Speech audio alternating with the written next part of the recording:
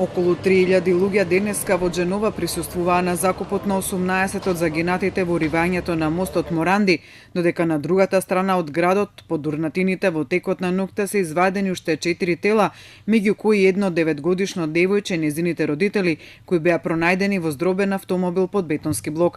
Бројката на загинати во несреќата се искачи на 42. Италијанската државна телевизија јави оти се верува дека последното пронајдено тело е на 30 годишен маж, кој се смета дека е последен од лицата кои се водеа за исчезнати во несреќата. Закупот кој го организираше државата го одбија повеќето од семејствата на загинатите, меѓу кои на 4 млади жртви од Неапол, кои за трагедијата ја обвинуваат државата. На церемонијата присуствуваше председателот на Италија Серџо Матарела, кој претходно го посети местото каде се урна мостот. На закупот дојдоа и спасувачите кои беа пречекани со ракоплескање.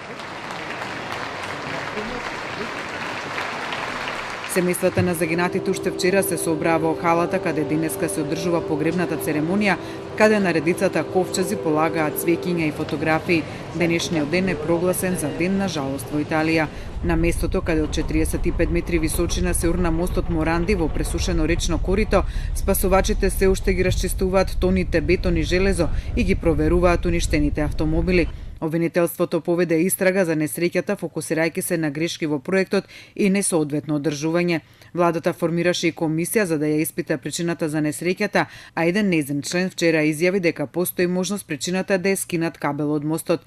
Мостот Моранди е конструиран и изграден во 60-тите години на минатиот век, а реконструиран во 2016-та. Надвозникот поминувал над трговски центри, фабрика, стамбени згради, пруга и бил еден од најфреквентните сообраќајници.